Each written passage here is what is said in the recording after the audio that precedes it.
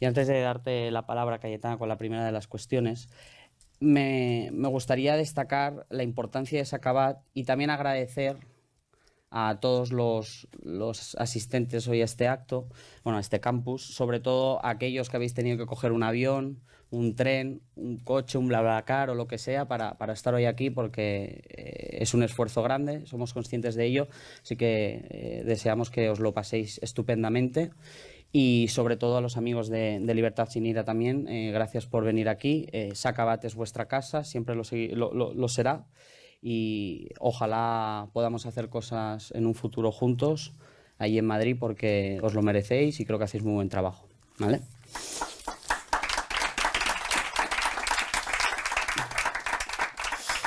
Bueno, como bien sabéis, Sacabat tiene ya pues más de 3 años de existencia. Muchos de los que formamos parte de Sacabat pues venimos también de otras asociaciones del activismo civil ya desde hace unos años. Y pues bueno, muchos de los aquí presentes sois conscientes y testigos de lo difícil que es plantar cara al nacionalismo excluyente, al totalitarismo reaccionario del independentismo en entornos complicados como son las universidades catalanas en Cataluña, ¿no? Y sobre todo en espacios como la Universidad Autónoma, últimamente también en la Pompeu Fabra. Y yo creo que en este sentido, la propia Cayetana, la precampaña de las generales, creo que fue en 2019, ¿no? Si no me equivoco. Te invitamos también como ponente a un acto y, bueno, se lió una bastante importante. Y bueno, creo que es justo preguntar de qué forma los jóvenes, cuando nos enfrentamos a esas dificultades, ¿qué es lo que podemos hacer para cambiar esas situaciones? ¿Tú qué nos aconsejarías? Bueno, antes que entrar en el capítulo consejos, que en fin siempre da un poco de pudor porque creo que sabéis muy bien lo que tenéis que hacer y lo estáis haciendo, ¿no? Es daros las gracias por esta invitación, por esta oportunidad de poder conversar con toda franqueza y con toda sinceridad con vosotros de cerca de lo que está pasando en España, lo que está pasando concretamente en Cataluña, que me contéis y me preguntéis todo lo que queráis. Tendremos tiempo para dialogar, espero. Pero de verdad daros las gracias como española, como ciudadana y la enhorabuena, porque efectivamente es un trabajo solitario, es un trabajo difícil, es un trabajo arduo. Como digo muchas veces, la gran vergüenza española es el desamparo que han sufrido los constitucionalistas en Cataluña y muy específicamente las organizaciones, asociaciones que se han dedicado a defender desde los años 70 incluso en adelante los derechos civiles en esta comunidad, que lo han hecho en solitario. Sin apoyo público, sin apoyo, por supuesto, no solamente de las autoridades e instituciones en Cataluña, sino sin el apoyo imprescindible del Estado de Derecho, del Estado de España y sus instituciones. Es decir, ha faltado apoyo español. Y por tanto que vosotros, que sois jóvenes, que podríais estar haciendo muchas otras cosas, estéis dando esta batalla es, como digo muchas veces, un ejemplo moral para todo el resto de españoles, adultos y jóvenes, y también una esperanza. Porque el principal problema que tenemos en estos momentos, y casi en todos, es el desistimiento, la resignación y el cansancio español, ¿no? Que la gente ya se canse de batallar cuando se ve que esas batallas no dan resultado o cuando una y otra vez desde el gobierno de la nación o de las instituciones o los principales partidos se vuelven a políticas de apaciguamiento del nacionalismo, ¿no? Entonces la gente se cansa de pelear, se cansa de luchar y por tanto que vosotros estéis ahí dando esa batalla en primera línea, siendo visibles para el resto de españoles y muy particularmente para jóvenes españoles, es extraordinario. No sois conscientes del trabajo que hacéis y la importancia que tiene. A veces cuando estás en primera fila o haciendo algo, la repercusión en tu entorno la puedes sentir, pero no te das cuenta de las reverberaciones que eso tiene muy lejos de aquí. Y lo que vosotros estáis haciendo está teniendo un enorme impacto en el resto de España, para muchos otros jóvenes, como ejemplo moral de lo que hay que hacer. O sea que yo, ante todo, es daros las gracias y la enhorabuena y animaros a seguir en ese camino. Una reflexión, para no extenderme, ¿no? Más de fondo sobre... aparte, bueno, ¿qué podéis hacer? Es seguir en esta línea, ¿no? Ni un paso atrás y nunca una actitud de resistencia. Yo siempre lo digo, ¿no? A veces utilizamos la palabra somos la resistencia constitucionalista y yo digo, no somos simplemente la resistencia, hay que pasar a la ofensiva. Es decir, hay que pasar a disputarles el terreno que ellos han controlado y siguen controlando a estas alturas. Las aulas, las instituciones, las universidades, la calle, es decir, hay que pasar a la ofensiva. No vale simplemente una actitud de resistencia, que ha habido resistencia heroica a lo largo de 30, 40 años, pero hay que pasar, insisto, a la ofensiva y eso es lo que vosotros estáis haciendo, ¿no? Por situar vuestra batalla en un contexto más amplio, e insisto, sin extenderme. Estamos en un momento, siempre se dice, ¿no? Estamos en un momento crítico, ¿no? Es una frase, se repite mucho, pero quiero enfatizar que lo estamos, ¿vale? Estamos en un momento más importante desde la transición, desde los últimos 40 años en España. Se está buscando un nuevo fracaso español. España, a lo largo de su historia, ha tenido muchos momentos de fracaso y muchos éxitos también, muchas luces y muchas sombras. Momentos de desgarros, de guerras civiles, de pronunciamientos y momentos gloriosos y maravillosos de expansión. La primera globalización la protagoniza España. Los primeros debates sobre derechos humanos los protagoniza España. Es decir, que hay una España luminosa, extraordinaria. Y el momento probablemente más luminoso y más extraordinario de la historia española es la transición, ¿vale? Y ese fue un gran éxito español y un momento de reconciliación de los españoles.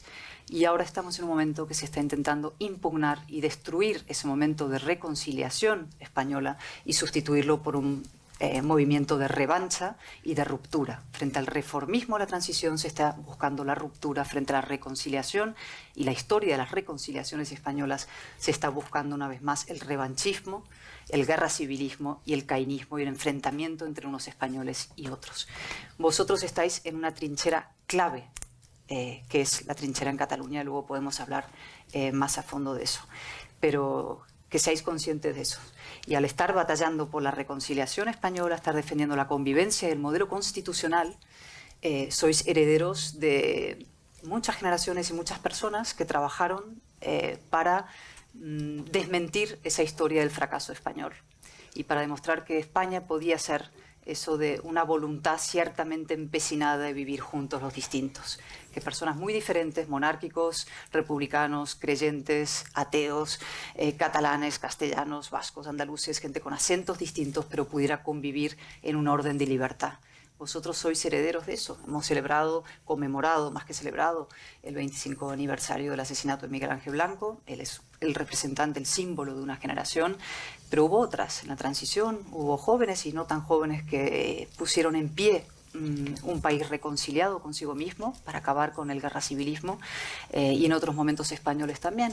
Sois herederos también de una generación europea que a lo largo de los años 30 y 40 luchó contra la irracionalidad, el fanatismo nacionalista para construir una Europa unida.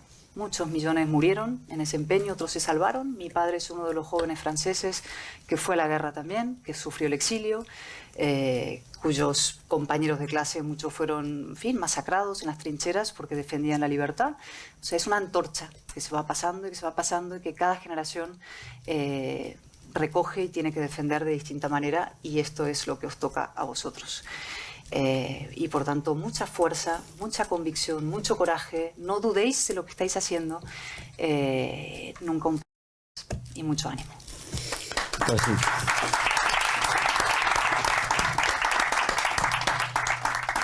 Que siempre es un placer escucharte, Cayetana, de verdad, porque atinas ahí donde otros quizá no somos capaces. Al principio, Cayetana, Miquel nos hablaba de ese problema que tenemos los jóvenes, pues por ejemplo las universidades, porque son espacios controlados históricamente por ciertas corrientes ideológicas, y hablaba de esa actitud proactiva y no a la defensiva a la hora de defender esos valores y principios por los que estamos aquí. Y a mí una cosa que, perdóname que lo diga, que me acabas de decir fuera y me ha llenado de orgullo, y has dicho, es que vosotros defendéis la causa más noble que se puede defender, y es España y la libertad. Y en ese sentido, claro, a ti se te ha percibido muchas veces como a alguien, diferente, que opinaba con libertad, que no se casaba con nadie, que si tenía que decir las cosas a la cara las decía. Y desde ese punto de vista, claro, hay mucha similitud a lo que somos los jóvenes de Sacabant, porque muchas veces nos hemos podido sentir así en las aulas, con nuestros compañeros de clase tomando una cerveza, porque discrepamos de aquello que en principio parece ser que todo el mundo comparte y defiende de la misma forma, ¿no? Que es ese nacionalismo excluyente, donde todo aquel joven que defiende la unidad de España, los valores y principios constitucionales, pasa a ser etiquetado como un facha, como un conservador, ¿no? Entonces, desde ese punto de vista, Miquel, claro, ¿qué nos dirías al respecto? Buenas tardes a todas, todes, todis, todos, ustedes y demás taquillones y mobiliario de salón, porque cada uno puede considerarse exactamente lo que quiera. Nada más faltaría.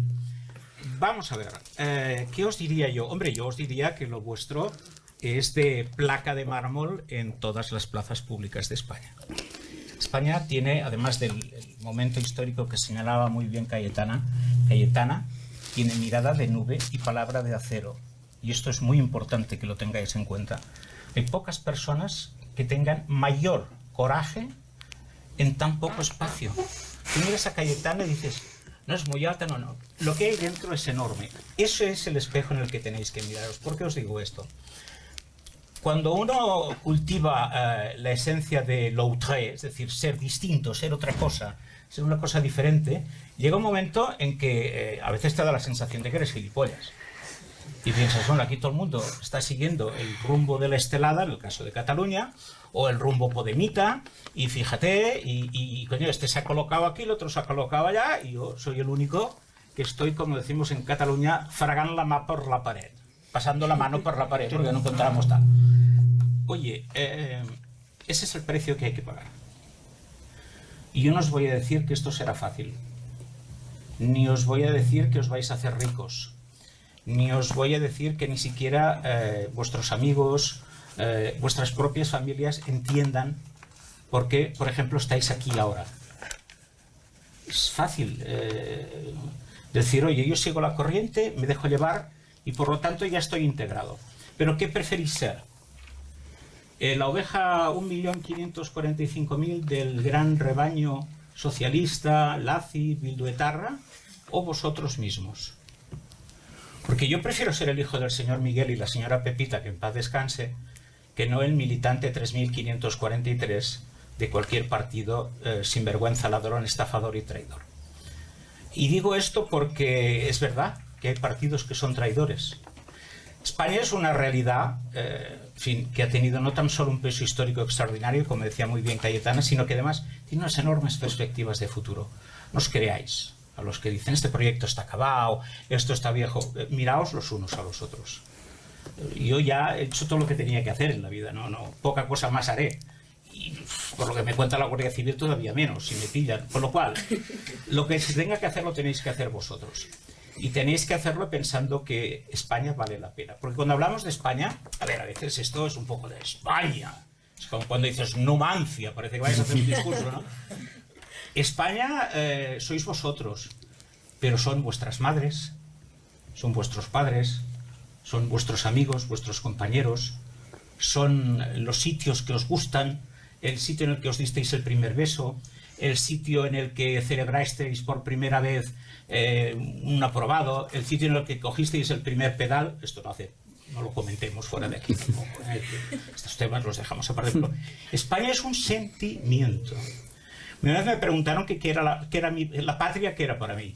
Y dije, la patria para mí es mi madre preparándole la cena a mi padre y cantando coplas de Conchita Márquez Piquer. Y el periodista se quedó un poco parado. Digo, claro, porque mi patria son mis recuerdos. Mi infancia son recuerdos de un patio de Sevilla, decía Machado. Es decir, nuestra patria son sentimientos y por lo tanto cuando digo defender a España, no estoy hablando de un abstracto, de una bandera, de un escudo. No, estoy hablando de defenderos a vosotros y a la gente que queréis. Porque si no lo hacéis vosotros, nadie más lo va a hacer. Nadie va a defender a vuestra familia, a vuestras ideas, a vuestra generosidad, como vosotros mismos. No esperéis que nadie venga a hacerlo. Tú decías, se te critica porque vas por libre.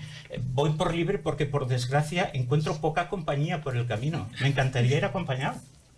Y a veces encuentras gente como Cayetana que no tan solo es fantástico, sino que es un honor y un privilegio. O gente como Juan Carlos Girauta, que no está aquí ahora, o gente como Jordi Cañas, que no está aquí ahora, o como la presidenta Ayuso, que yo soy fan.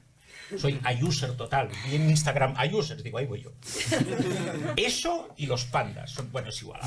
Los pandas hay una película que seguro que no habéis visto porque es de cuando Franco era cabo, creo, que se llama Bala Rasa.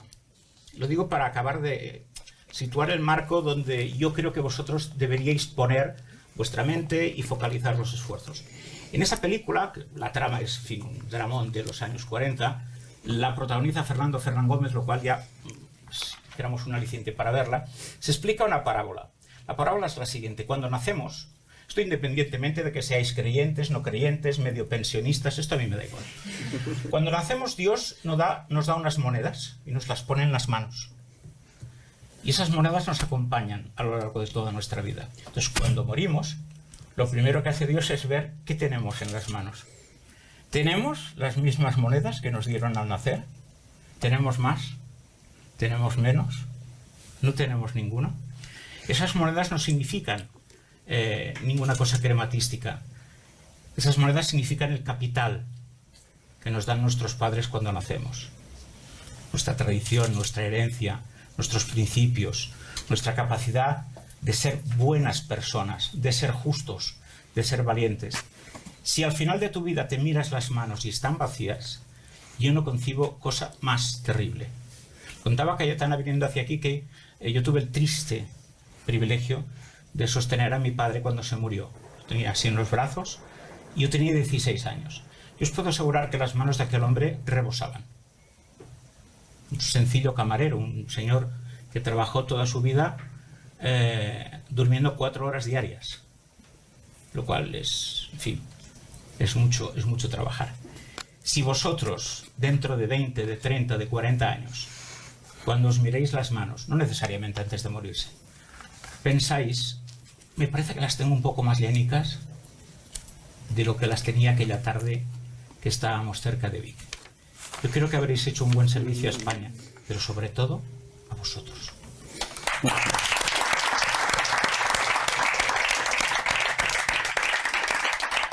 Muy bonito y muy cierto, la verdad. Porque algunos que llevamos ya más tiempo aquí, Josep lo sabrá muy bien, es uno de los fundadores de Sacabat, ideólogo de todo esto. Hoy lo hablábamos, ha visto el paso del tiempo en la asociación. Claro, lo comparamos con el principio de cómo era, que antes me contaba que en el acto precisamente que viniste tú, las cuentas quedaron a cero. Quedaron a cero porque todo se pagaba con el dinero de los propios socios, de los propios chavales que llevaban la asociación, y si había que poner 25 euros para pagar unos carteles, los pagábamos. Claro, y me contaba, o sea, qué diferencia. Y eso, claro, nos llenaba de orgullo, porque vemos que con el paso del tiempo la asociación ha crecido, sus miembros también, el impacto que generamos en medios de comunicación, incluso ese papel de lobby o de presión que podemos generar hacia los partidos políticos a la hora de tomar las decisiones, creo que demuestra que nuestra trayectoria y nuestro trabajo se está haciendo muy bien, y yo creo que esas manos están un poco más llenas hoy en día. Yo lo creo de verdad porque bueno, solo hay que ver lo que es Sacabat hoy en día. Entonces me siento plenamente identificado con lo que has dicho. Cayetana, antes nos hablabas y siempre has hecho mucho hincapié en ello. En tu libro, por cierto, lo mencionas, a la cual también hay que agradecer, porque en el primer capítulo habla de Sacabat y reconoce la labor de Sacabat. Y un libro con tanto éxito de ventas, también que se está vendiendo estupendamente por el resto del mundo, y que salga la palabra Sacabat, es una publicidad totalmente gratuita que nos viene de lujo, así que gracias también. Bueno, siempre hablas de una cosa muy importante, hilándolo con ese papel de protagonismo que tiene que tener Sacabat, de no resignarse a defender, a pasar de una actitud de resistencia, sino pasar a la ofensiva. Y claro, y esto lo quería enlazar con el papel que juega el Estado. Por desgracia, hoy en día pues tenemos un gobierno de la nación que, bueno, se pone de perfil o incluso se hace la foto de la mano. Creo que ayer se reunió con el presidente de la Generalitat en una mesa de diálogo falsamente llamada así, pero bueno. Entonces, a mí me gustaría preguntarte, ¿qué crees qué debe hacer el Estado diferente a lo que está haciendo y de qué forma el Estado puede ayudar a iniciativas como Sacabát o a la sociedad civil que defiende los valores y principios de la Constitución en Cataluña. ¿Qué es lo que puede hacer el gobierno? Abandonar 40 años de apaciguamiento y pasar a la construcción de una alternativa constitucionalista por primera vez. Si una de las grandes mentiras de estos años y del discurso público español es la idea de que la única opción, el único camino para resolver los problemas de Cataluña, como se dice, o el conflicto político, como lo llaman, es el diálogo, ¿no? Hay que dialogar, el diálogo es la solución. El problema con la palabra diálogo es que es muy bonita y siempre es muy difícil desmontarla, ¿no? Las palabras tienen esa carga explosiva dentro, ¿no? Y hay que desmontarlas como un TEDx. Y la palabra diálogo, lo que en realidad esconde, y históricamente en España ha sido así, ha sido una conversación unilateral, es decir, unos exigen y los otros ceden, ¿no? Nunca ha habido un diálogo recíproco, nunca ha sido, ok, yo cedo parte y tú también cedes. Eso fue la Constitución, eso fue la transición, eso fue una tercera vía, ¿no? A partir de ahí la palabra diálogo siempre ha significado claudicación del Estado en beneficio del nacionalismo, que es la única política que se ha aplicado a lo largo de 40 años en Cataluña. Solamente ha habido una y ha fracasado.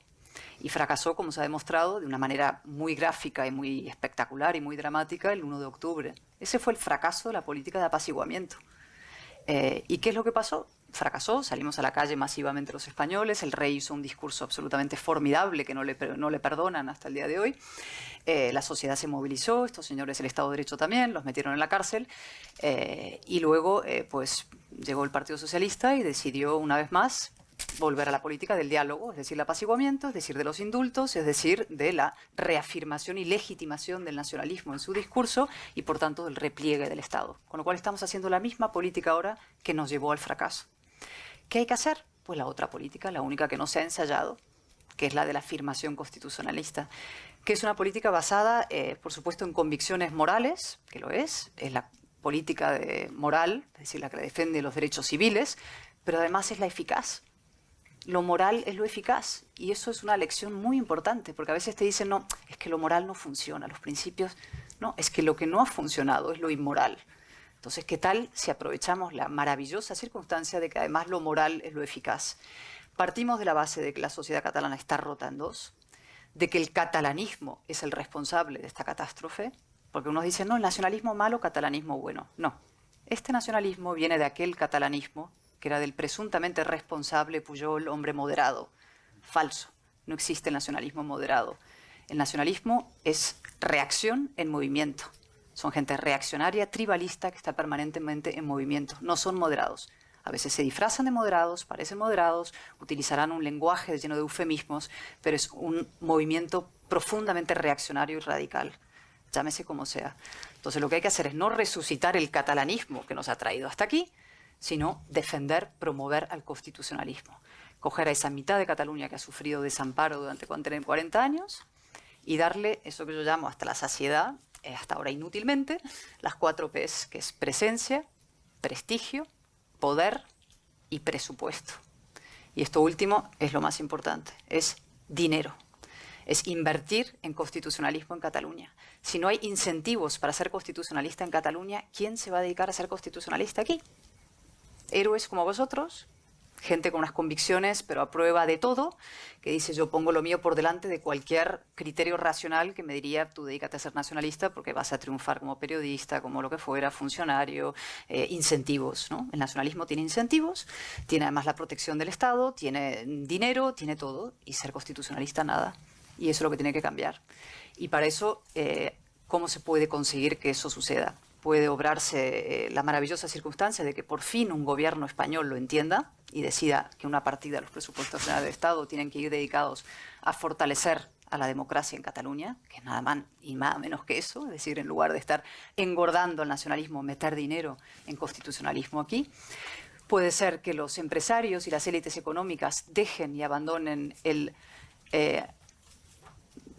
no sé, sí, repugnante papel, digamos, de hacer negocio a costa de los derechos civiles en Cataluña. Es decir, eso es lo que han hecho las élites económicas en Cataluña y siguen haciendo, que es hacer negocio a costa de los derechos civiles de la gente en Cataluña y a costa de la convivencia en Cataluña y, por tanto, de la democracia en España. Es decir, que de pronto surja una élite económica con un sentido democrático de la responsabilidad y de sus propios intereses, porque ya me diréis en qué le beneficia a las empresas catalanas haber aupado y promovido este proceso. 5.000 empresas se tuvieron que largar al día siguiente y hoy siguen promoviendo la misma política que les ha traído hasta aquí. Esas élites económicas que, insisto, hacen negocio con los derechos democráticos de la gente y que tienen siempre interlocutores políticos en Madrid, porque la élite política madrileña con quien se relaciona más es con la élite económica catalana. En lugar de mirar a los ciudadanos, mirar la comunidad, mirar dónde están la gente que de verdad necesita apoyo y respaldo económico y político y social, ¿no? Y tiene que suceder eso, podría suceder eso, y si no sucede ni lo primero, que haya un gobierno con convicciones democráticas fuertes o unas élites económicas dispuestas a respaldar a esa otra mitad, lo que tiene que haber es gente como vosotros y sociedad civil movilizada y gente con mucho coraje que exija públicamente a sus autoridades políticas y económicas que cumplan con su obligación y con su deber. Muy bien, Cayetana. Que es un verso suelto, ¿no? La verdad que... Bueno... Mucha experiencia, ¿no? No, es que en la vida, y esto lo digo, en fin, siempre se está más calentito dentro de la tribu. Los seres humanos venimos de tribus, entenderlo. Venimos de tribus antropológicamente. El ser humano viene de una tribu. Y en la tribu estás bien porque estás con los que son idénticos a ti, se parecen a ti físicamente, son iguales, piensan lo mismo, etc. Pero precisamente la civilización es un viaje de abandonar la tribu, el fondo oscuro y calentito de la tribu, al encuentro de otros hombres y otras tribus distintas, gente que opinaba distinto, con piel diferente, con, en fin, lenguajes y acentos distintos. Esa es la civilización, el encuentro de los distintos. Y para eso hace falta, la tribu no sale todo al completo. O sea, hay unos valientes que salen primero de la tribu y van al encuentro, ¿no? Y van al combate, y van al conflicto, y van a la selva y se encuentran, ¿no? Esos son los pioneros, esos son los que han salido de la comodidad del rebaño y se lanzaron al viaje de exploración, ¿no? Y lo que quiere el nacionalismo y lo que busca un sector muy, muy identitarista, colectivista y muy reaccionario de la izquierda contemporánea es volver a meternos en la tribu. La tribu de las identidades, donde todos somos idénticos iguales y además nos definimos como colectivos frente a otros colectivos que son distintos y por tanto debemos recelar unos de otros. Es decir, eso es el proceso de involución que se está produciendo, tribalista, colectivista, aupado y promovido por los reaccionarios de siempre, y la gran novedad de los últimos 30 años es que la izquierda, que era universalista, que era cosmopolita, que era más bien, digamos, de exploración, se ha sumado a ese viaje tribal hacia la vuelta, hacia la involución, hacia el fondo oscuro de la tribu, ¿no? Y eso, por eso es tan importante lo que estáis haciendo. Va mucho más allá de izquierdas o derechas. Es un viaje en defensa de las ideas ilustradas que permiten la convivencia. Y hace falta coraje y actuar como individuos, pues nunca sí, como rebaños. Totalmente. No perder eso nunca de perspectiva. Cayetana, la pregunta que le hacían nos daba la solución de las 4 Ps, ¿no? Por parte del Estado. Porque claro, si el Estado está ocupado hoy en día por quien está ocupado, claro, a ti se te conoce también en tu pasado, que no hace tanto tampoco. ¿Hace unos años? Claro, unos 40 años, pero es bueno. Se te conoce por ser un exsocialista y haber sido muy crítico con ellos, y con razón. ¿Qué les dirías con todo lo que están haciendo? A los pechecheros. Bueno, si tuvieses hoy en día delante a su líder en Cataluña, por ejemplo. A Miquel Iceta i Llorens. Bueno, a su líder actual, el señor Illa. No, pero Illa es como el Rockefeller del socialismo moreno, es un muñeco. No, hombre, no. Si miráis por detrás veréis la mano de Iceta, colocada en lugar honesto, y no me seáis mal pensados. Vamos a ver. Yo recuerdo cuando entré en el PSC, para que os situéis y valoréis un poco el monstruo que tenéis delante, porque esto es un poco freaks, no tanto por Cayetana, sino por mí. No, los dos. Yo entré en la CNT en 1973, con 14 años. Evidentemente, tenía una vida muy ociosa, porque para hacer esas cosas has de tener mucho tiempo libre. Mi padre había sido anarquista, luchó en la guerra civil, era amigo de Durruti, y bueno, me apunté a eso.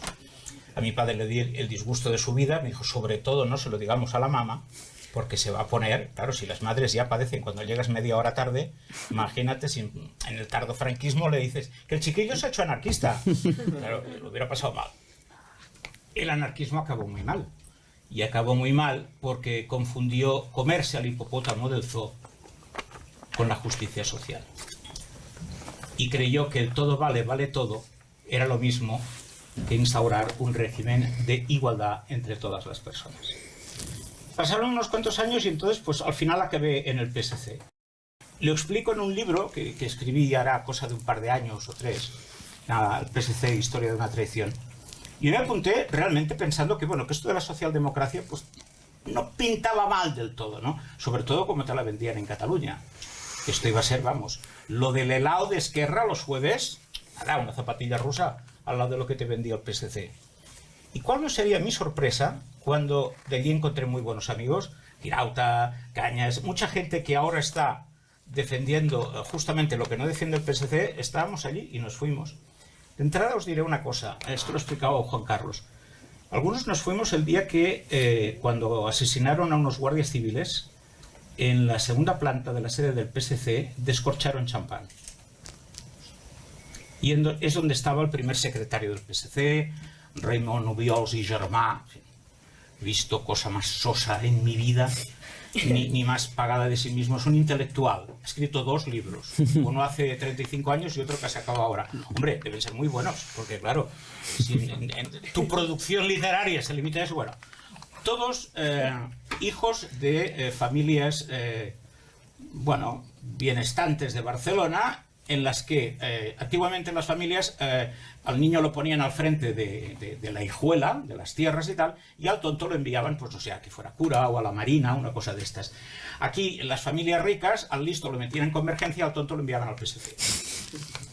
Claro, yo cuando empecé a ver que allí lo que se vivía en los barrios, pues en Santa Coloma de Gramenet, lo que se vivía en Cornellà, lo que se vivía en Sardañola, lo que yo vivía en los barrios de Barcelona, no tenía nada que ver con lo que había en esa segunda planta, Parnaso y Olimpo, de los espíritus selectos tocados por la luz divina. Pensé, uy, qué mal vamos. Porque allí la primera cosa que había que tener en cuenta era la lengua. ¿Sabéis que esa inmersión lingüística que ahora estamos intentando combatir, y nos alegramos mucho porque hemos conseguido una mierda de 25% en español, cuando tendría que ser el 100%? Vete a Francia y se lo explicas a un francés esto. No, mire, es que estamos contentos porque conseguimos que hay un 25% y te enviarán a hacer puñetas. ¿Sabéis de quién es eso? No es de Pujol, no es de Convergencia, es del PSC. Es de una señora llamada Marta Mata, que Dios la haya perdonado, que cuando Pujol dijo, mira, vamos a hacer esto, dijo, no, pero ¿qué estás diciendo? Aquí en català, al 100%. Y el Pujol, que no era tonto, efectivamente, dijo, hombre, ¿quieres decir? El otro dijo, ¡y tanto! Y se sacó porque el PSC ha sido y seguramente será un partido nacionalista, acomplejado delante de Convergencia, con unos profundos traumas, yo creo que casi freudianos respecto a la figura de Pujol, y muy cobarde. Y muy cobarde. Incluso en el momento en que el PSC parecía más moderno, que era con Pasqual Maragall, no os engañéis, Pasqual Maragall era un Pujol 2.0.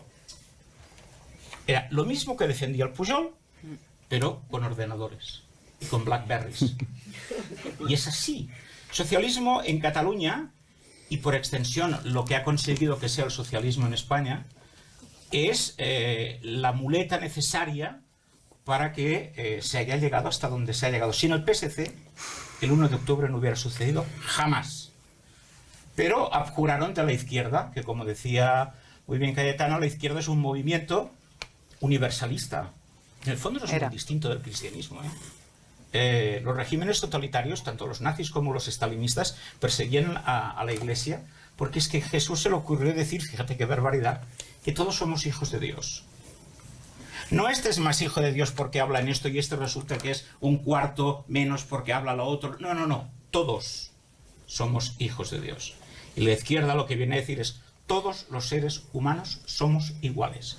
Esto en el terreno teórico. Luego ya, en fin, si nos vamos a Pol Pot comprenderéis que todo esto no pasa de ser una teoría. Pero es verdad, este principio humanista de igualdad, el PSC lo ha conculcado siempre.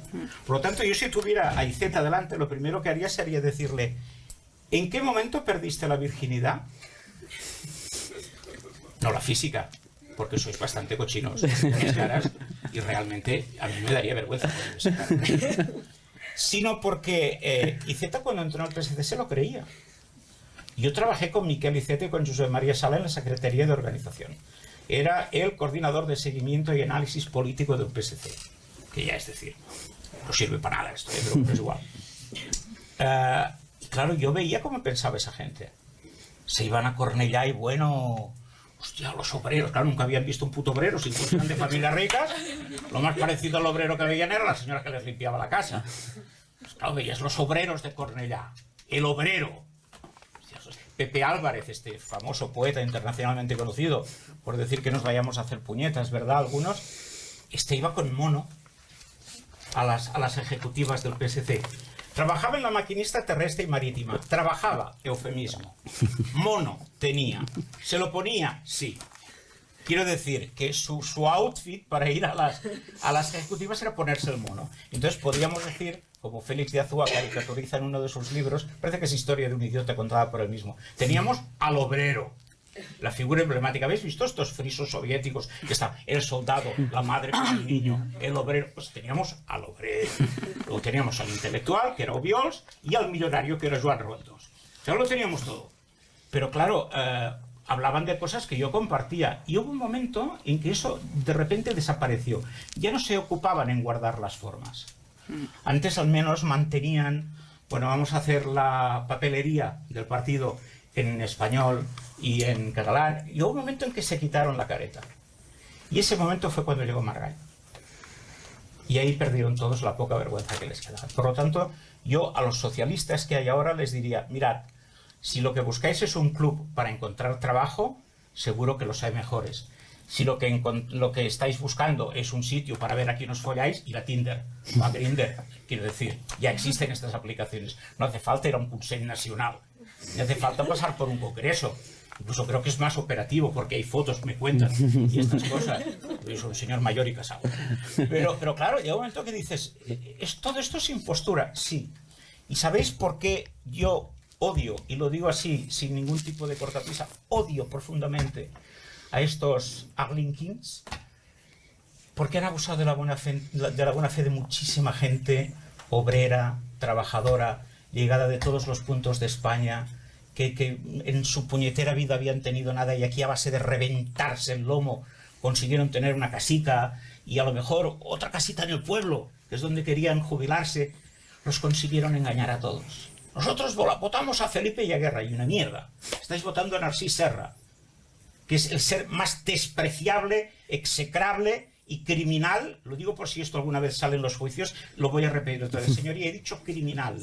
Cuando quiera pasamos unos papelicos y unos vídeos que tengo en casa. Y hablaremos de ciertas casas y pisos francos que había en Madrid cuando este señor era vicepresidente del gobierno. Este tipo asqueroso es a lo que estaban votando. Votaban eso y no lo sabían. Como Monsieur Jourdan, que hablaba en prosa sin saberlo. No sabían que estaban votando a las élites. No sabían que estaban votando a los mismos burgueses que les escupían a la cara y les decían, fíjate esta gente, pero si encima que les hemos dado trabajo. ¿Qué bola que esta gente? O sea, esa cosa de hacendado del sur, que mira a los negros y les dice, pero si sois unos analfabetos, si gracias a mí tenéis comida.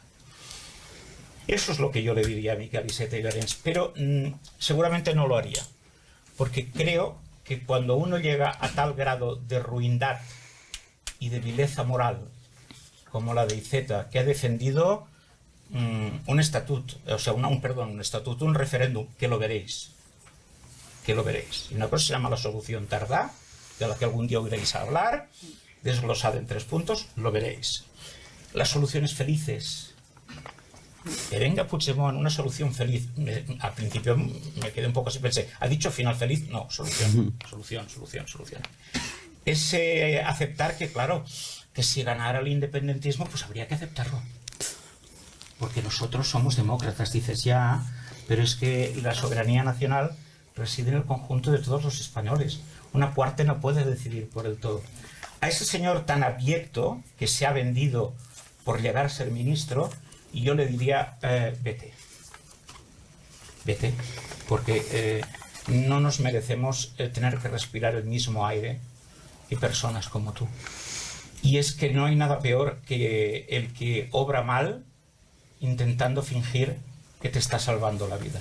Eso me produce un profundo asco. Y no es de extrañar que me odien tanto. Si lo hacen con la mitad de intensidad que les odio yo a ellos, me deben odiar. Bueno, compartimos algo porque creo que tampoco somos santos de su devoción, ¿eh? Nosotros. Más bien no.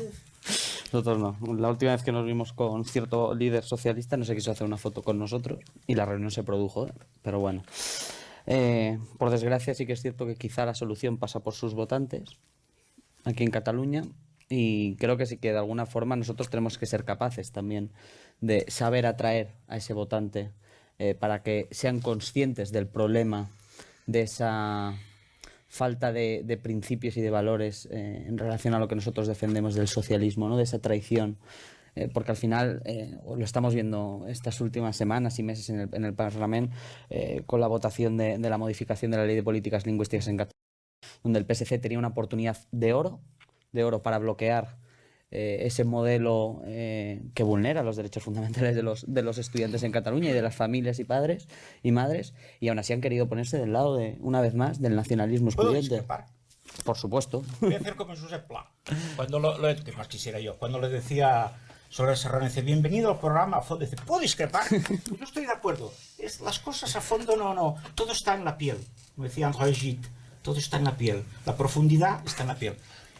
No hemos de contar con los votantes del PSC.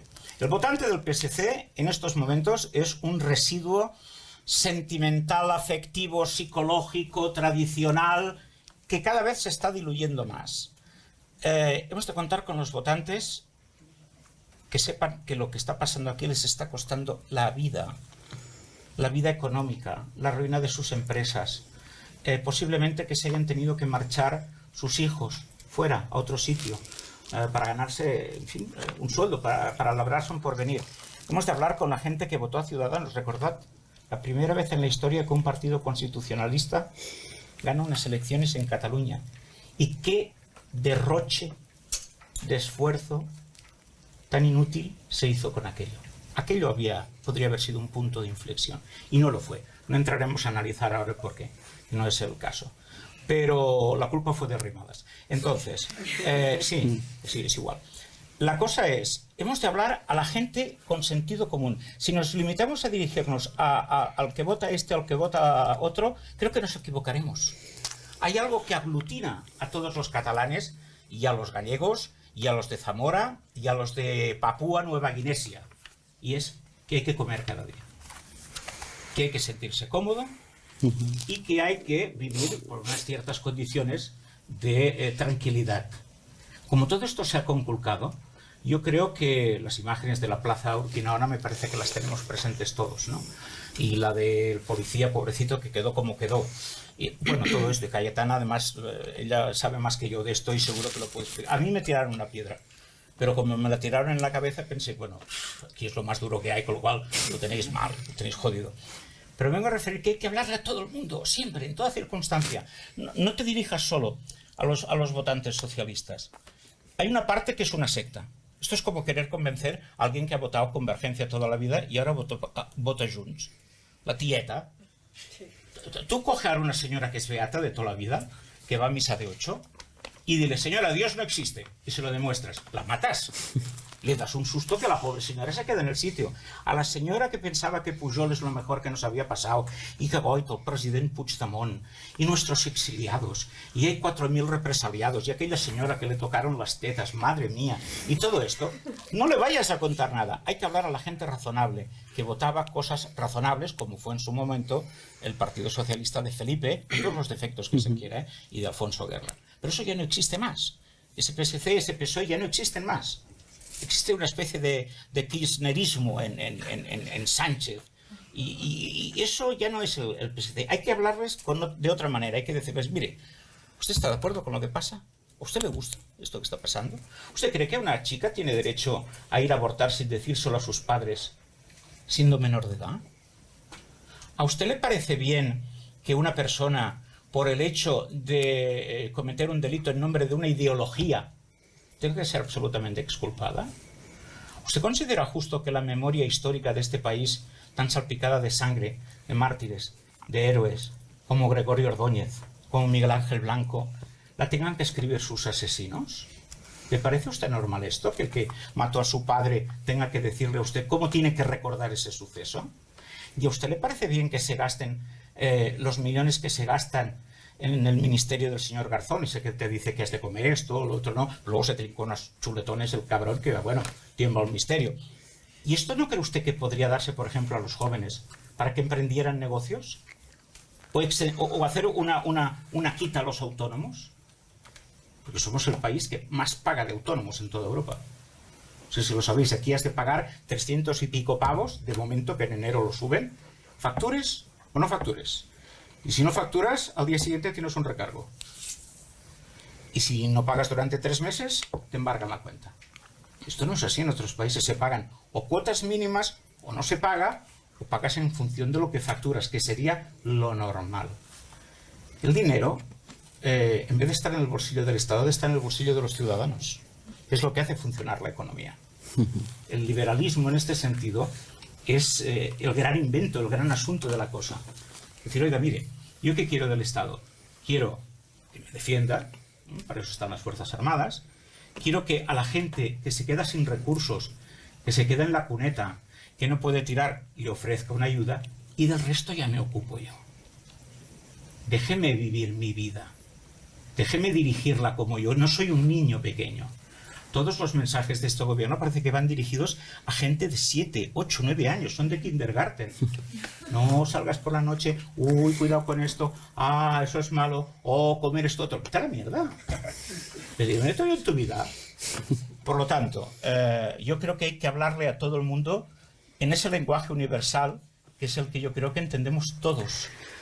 El camino, la búsqueda de la felicidad que consagra la Constitución de los Estados Unidos, documento magnífico y, por cierto, creo que anterior a los derechos humanos de la Revolución Francesa, lo cual dice mucho en favor de los americanos y muy poco de la Revolución Francesa, que se ha mixificado hasta el extremo que la toma de la Bastilla fue un cachondeo y aquí nos lo han vendido como si hubiera sido, bueno, en fin, la resistencia de Numancia.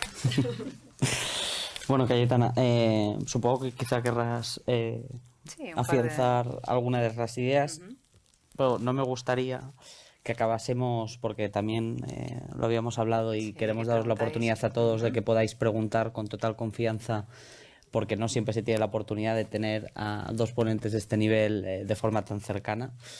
Y me gustaría sobre todo que nos explicases cómo es tu día a día como diputada en el Congreso. Quizá no en estos últimos meses, porque todos somos conscientes bastante, sí, de las circunstancias, pero claro, al final hay muchos jóvenes aquí y otros que nos siguen, que quizá alguno sueña con tener el honor el día de mañana de poder representar a sus ciudadanos desde el Congreso de los Diputados. Entonces, que nos pudieses explicar pues cómo es tu día a día, qué es lo que más te gusta, qué es lo que menos te gusta. Vale. Y me habían preguntado antes si te saludaba a Rufián por el Congreso cuando venías. Sí, nos saludamos. Sí. Con Bildu no tengo ningún tipo de conversación ni diálogo, ni por voluntad propia, ni con sus diputados. Pero el resto de formaciones, es verdad, te cruzas, puedes conocerles y conversar, ¿no? Además, con Rufián he compartido debates electorales en campaña, con lo cual, en fin, nos hemos cruzado, ¿no? Una cosa previa sobre algo que decía Miquel, ¿no? Yo creo que está bien explicado y simplemente insistir, ¿no? Hay una tendencia siempre, ¿no? Hay que buscar los votantes socialistas para legitimarnos nosotros porque es crucial, ¿no? O para agrandar nuestras mayorías. Lo que pasa es que los votantes socialistas, los partidos socialistas, lo que hacen es hacer exactamente lo mismo. Hay que intentar conseguir el voto del votante nacionalista para poder, ¿no?, afianzar nuestras mayorías, con lo cual se va corriendo exactamente, ¿no?, el eje de la discusión pública hacia las tesis cada vez más nacionalistas, porque el socialismo se vuelve al nacionalismo y los que no somos ni socialistas ni nacionalistas nos acercamos al socialismo y por tanto al nacionalismo para intentar formar mayorías. Eso es un disparate absoluto. Para empezar, la gente no es de un partido o de otro. No existe el votante socialista, salvo efectivamente la gente muy macizo, la raza, que no hay hecho que cambie su opinión, ¿no? Gente que es biográfica y antropológica e inevitablemente, irremediablemente de unas siglas, ¿no? Lo que hay que pensar es qué quiere uno ofrecer a los ciudadanos, qué es correcto, qué es bueno, qué no se puede hacer, qué sí se debe hacer, qué deberíamos hacer, ¿no? Y hablarle a la gente de una manera limpia, Es decir, no haciendo cálculos tácticos en un tablero de ajedrez donde hay unas fuerzas políticas. Dirigirse con la verdad y con fortaleza y coraje y convicción y pedagogía, si se puede, directamente a los ciudadanos y tratarles como adultos, ¿no?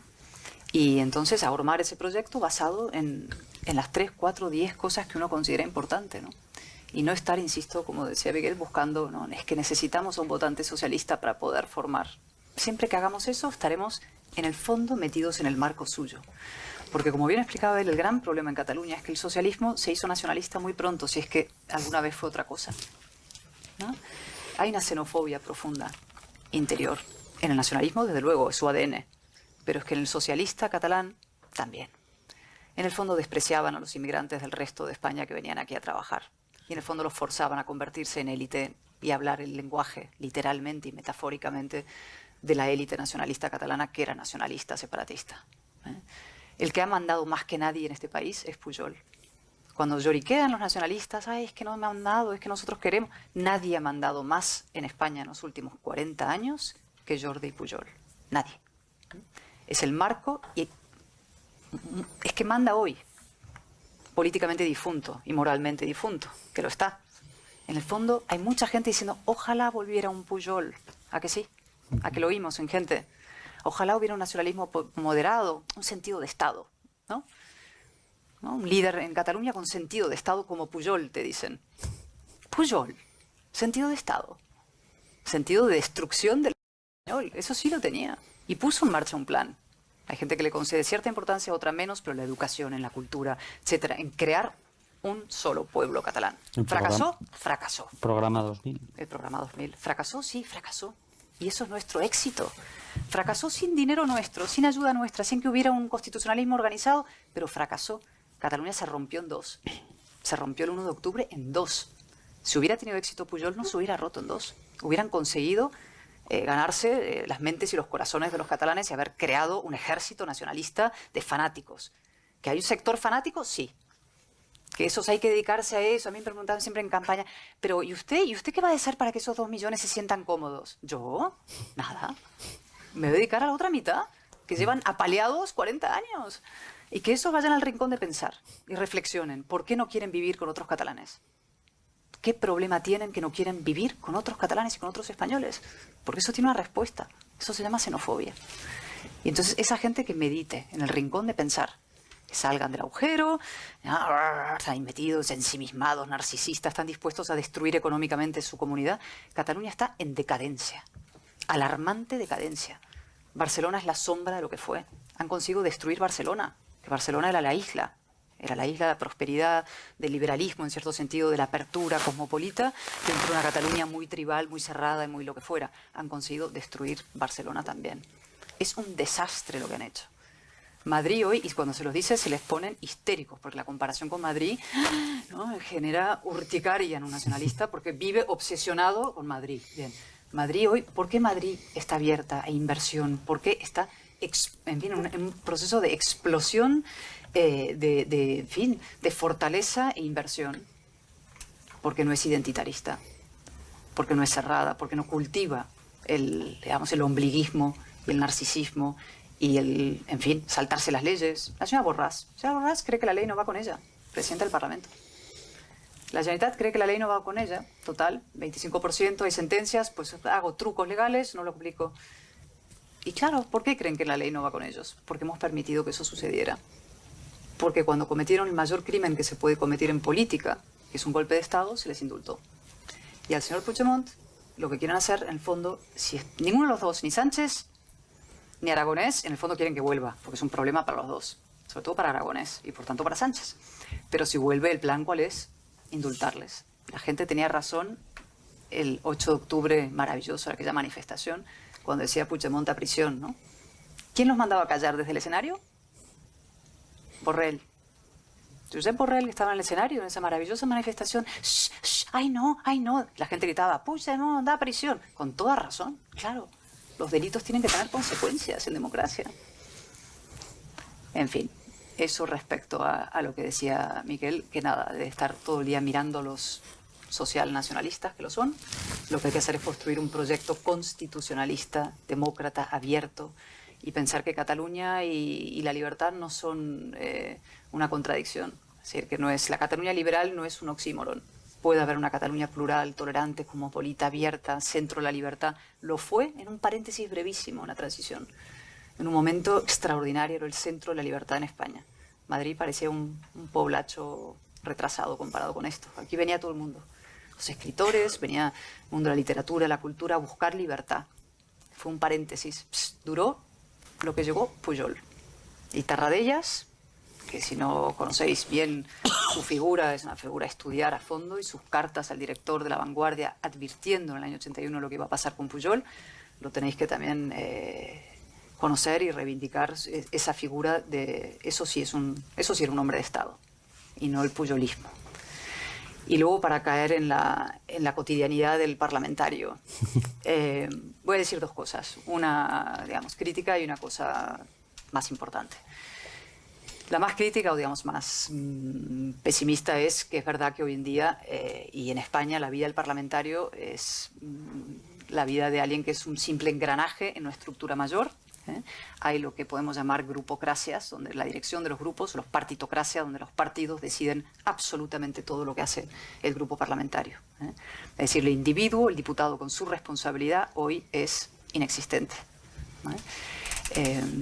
Y eso es el fruto de una degeneración de un sistema que se creó para crear en la transición, para tener partidos políticos fuertes frente a la tendencia que había natural a la implosión, a la sopa de letras, es decir, que cada uno defendiera cualquier cosa. Para dar estabilidad a la democracia española se crearon partidos políticos muy fuertes. Tenía sentido. El problema es que esa fortaleza ha ido cada vez enquistándose más, cronificándose, y el individuo diputado cada vez más débil, más frágil. Con lo cual apenas tienes iniciativa propia, voz propia, voto por supuesto no lo tienes, etcétera, ¿no? Entonces eso hay que revertirlo. Hay que emprender una agenda de regeneración del Parlamento para dar al diputado, al individuo diputado, mucho más protagonismo y fuerza de los que hoy tiene, ¿no? Yo tengo algún ejemplo de votación que dio cosas que hablar sobre el tema del Poder Judicial, que sigo sosteniendo. Despolitización del Poder Judicial es crucial, y los eventos de estos días, en fin, creo que demuestran la importancia que significa despolitización del Poder Judicial. Estos van directamente al asalto y al control del Poder Judicial, y no se puede pactar nada con Sánchez, y menos el reparto de los jueces. Pero hay otros asuntos. El tema de los dos diputados navarros, que votaron claramente, no solo en conciencia, sino en sintonía con lo que llevaban defendiendo, que es que no se puede apoyar a Pedro Sánchez cuando está pactando con Bildu y legitimando una fuerza que no condena el asesinato, ¿vale? Y ellos sostuvieron su posición, y ¿qué es lo que pasó? Pues han sido expulsados de su partido. Y todo esto tiene que servir para hacer una reflexión madura que todos los diputados de todos los partidos deberían liderar para defender su dignidad y defender su voz también, y su capacidad de influir sobre el proceso de toma de decisiones. No significa un sistema asambleario donde cada uno vota lo que le da la gana, porque no somos asambleas. Existe una cierta disciplina en los partidos que hay que mantener, pero el equilibrio que se ha roto hay que volver a encontrarlo, ¿no? Un equilibrio razonable entre la voz, la opinión discrepante, la crítica, los cauces para la reflexión interna y la toma de decisiones comunes, ¿no? Esa es la parte más crítica sobre la labor del parlamentario hoy, ¿no? No puedo deciros otra cosa. Pero sí puedo decir sobre la política, y esto sí creo que es importante. Me imagino que muchos de vosotros evidentemente os gusta la política, pues hacéis política desde otro sitio. Esto es política. Política es lo que nos concierne a todos. Yo hago política de un partido, pero vosotros hacéis política de otra forma, desde el activismo, ¿no? Y deciros que no hay nada más importante que la política. Nada. Es un oficio desprestigiado, desacreditado, denigrado. Siempre lo cuento. Mi maestro John Eliot, un gran hispanista que murió hace unos meses, cuando le conté que iba a abandonar la historia para dedicarme al periodismo, hizo un gesto así como de desaprobación intensa, y cuando unos meses o un par de años después lo llamé para decirle no solamente eso, sino que ahora me voy a dedicar a la política, casi se muere, ¿no?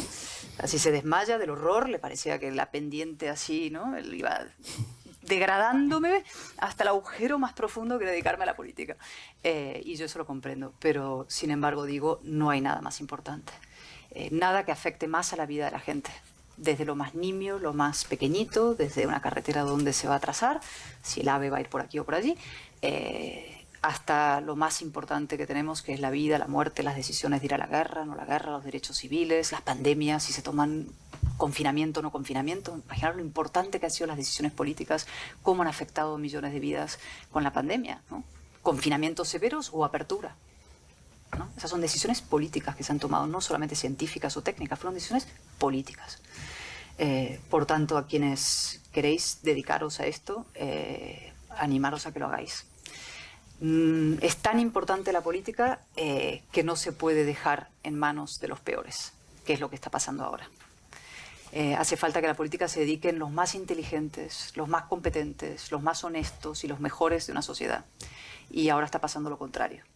Ahora te sientas en el Congreso y observas el paisaje, y ni te cuento si vais al Parlamento de Cataluña un día, porque es impresionante, y os dais cuenta de hasta qué punto la degeneración de la política ha avanzado y se ha convertido en un circo de 3 pistas de safiedad, mediocridad, vulgaridad, sentimentalismo a raudales, irracionalidad, y eso lo que hace es destruir no solamente la democracia, que es lo grande, sino la propia confianza de la gente en las instituciones.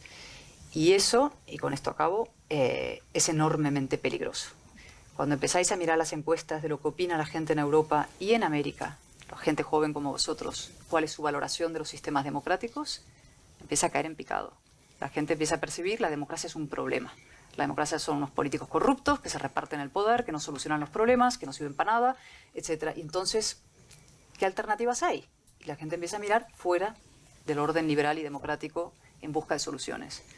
Y hay alternativas que no lo son, pero que se presentan como tales. Por ejemplo, los chinos tienen un modelo que es capitalista, que ofrece bienestar, protección, etcétera, clases medias, ir dinero, dinero, dinero, y sin embargo, restricción de libertades. Y hay gente que dice, yo estoy dispuesta a ceder parte de mi libertad a cambio de que un Estado me garantice protección y seguridad. Mucha gente. Eso es una transacción mefistofélica, es decir, diabólica. Entonces, entrego mi libertad a cambio de una protección del Estado. Y si la democracia no funciona como debe, si no hay políticos a la altura de lo que la democracia necesita, mucha gente empezará a buscar soluciones fuera de la democracia. Por eso, a los que queréis estar en esto, con todos, hay que hacerlo. Eso sí, estar dispuestos a asumir el coste, que lo tiene. Con esto de verdad acabo. En política, si te encaras con lo difícil, como vosotros en la sociedad, pero en los partidos son muy complicados,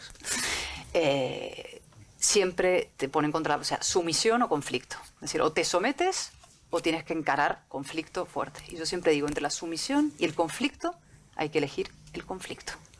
¿Es desagradable? Mucho. ¿Lo pasas mal? Sí, lo pasas mal. ¿Merece la pena? Sí. Porque la alternativa, lo veníamos, mi querido, hablando en el viaje, yo le dije, a mí la vida al baño María, no. O sea, venimos a hacer cosas en la vida y a plantar cara. Estoy de acuerdo. Totalmente de acuerdo.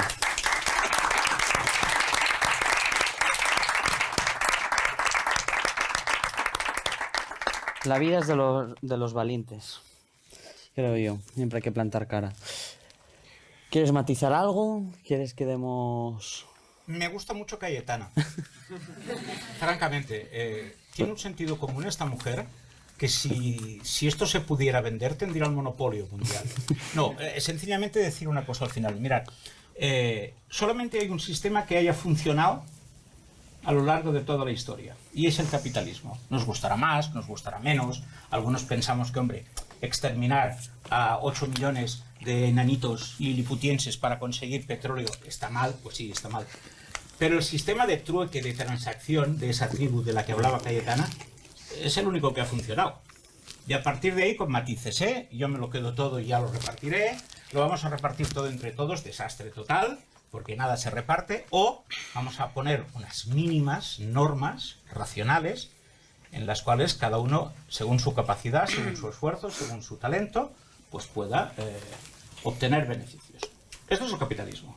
O sea, la mano incorrupta de Adam Smith y estas cosas que los de la izquierda van diciendo por ahí, ¿no? Y no hay mejor sistema de gobierno que la democracia. Se cita mucho a Winston Churchill. Nadie ha leído Churchill. Nadie se ha leído las memorias de Churchill.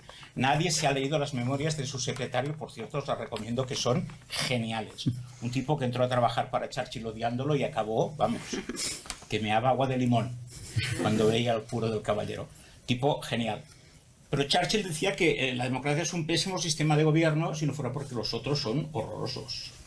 No hay ningún otro sistema mejor que la democracia, que compense los poderes, es decir, con una justicia independiente, con un gobierno que, en fin, hemos visto ahora en Inglaterra que los propios diputados de Boris Johnson le han montado la revuelta de la fronda. ¿Os imagináis aquí a un partido socialista que los diputados dijeron, esto del Sánchez no va a ningún lado? ¿Os imagináis que, perdón, a los diputados del PP que le dijeron a Feijóo, hombre Feijóo, esto de ir a ver al conde de Godó nada más llegar a Cataluña para que te aconseje qué quieres decir? Es imposible. Es imposible. El Parlamento británico, que no es el más antiguo del mundo, que el más antiguo fueron las Cortes de León, pero es igual, tiene ese funcionamiento. El diputado puede decir, oiga, no, yo no estoy de acuerdo con esto. Eso no quiere decir que te vayan a ir las cosas mejor o peor, pero sí que tiene esa capacidad. Y yo, para acabar, aparte de lo de la política, que me parece muy bien que os dediquéis a la política, porque, oye, yo creo que es un noble arte desprestigiado por unos cuantos palanganeros. Dedicaos a los que os dediquéis. Dedicaos sobre todo a vuestro país. Se puede servir a España de muchas maneras. Mirad, yo estuve 3 años en la Legión. Yo llegué hecho un auténtico desecho. Y puedo decir que si no fuera por la Legión, yo posiblemente no estaría aquí. Vosotros diréis, hombre, Jiménez, pues sí. Gracias a los buenos mandos que tuve, al general Dávila, por ejemplo, con el que ahora me río mucho, porque me dice, hostia, tío, ¿te acuerdas cuando te hacía pasar la pista americana? Yo pesaba 50 kilos menos, también os lo diré. Pero, bueno, aprendí unos valores que me han servido para ir toda la vida de la misma manera, que es el credo legionario. El credo legionario se estructura en mandamientos, de espíritu de sacrificio, el valor en combate y el de la muerte. De la muerte, eso que nos dicen a nosotros, vaya, adoráis la muerte, no conocen el Bushido, el código de honor japonés. Milana Strike, que no era ningún imbécil, sí lo conocía. Y lo aplicó cuando creó la Legión. Nuestro mandamiento de la muerte es, no hay mayor honor que morir en combate. El cobarde vive mal, porque en el fondo su conciencia le reconcome. No os hablo de morir físicamente, nada más faltaría. Pero sí que os hablo del combate diario. Tenéis algo muy importante por lo que luchar, por vuestra dignidad, por vuestros principios y por España, que como os decía antes, somos todos. No os dé vergüenza decirlo. Hay quien habla de Cataluña, de que Euskadi es un país libre. No, no. Hablad de España sin complejos, llevad la bandera española sin complejos. Decid soy español sin complejos, porque si vais a Francia o Reino Unido, Alemania, Estados Unidos, esto es lo más normal. Y aquí, por desgracia, no lo es. Y esa es la primera gran batalla que yo os planteo que ganéis. Luchar por España, pensad en España, porque si hacéis esto, estáis pensando en vosotros.